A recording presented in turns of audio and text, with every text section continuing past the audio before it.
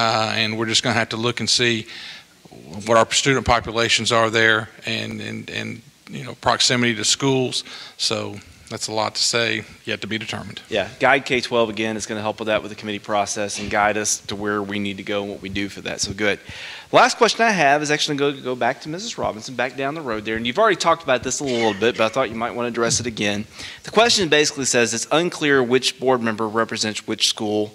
And can you talk about that? Is there anything else that you would want to add to what you talked about earlier as far as how can you find which board member represents you? The website I mentioned that you can link from the clevelandschools.org website, go to Board of Education, click on board members, and at the bottom there's a link, and it takes you to a city website that has the city districts.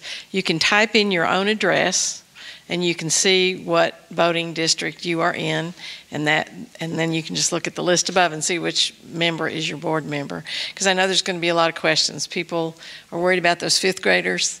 We're worried about 3 plans. We might have 6 plans. We might have 2 plans. We just don't know that yet, but that's where we're trying to get to. And so we want to have a lot of communication with you all, and we hope that you do contact us. Okay. Well, folks, I appreciate it. It is 7 o'clock. My goal was 1 hour. It's exactly 1 hour on the dot. That's pretty good. We will be around for a little while after this meeting. I don't know what the board member schedules are, but hopefully they can stick around for a few minutes, and we'll be around as well. So if you have questions, we'll be glad to try to answer the questions that you have. We don't have all the answers at this point.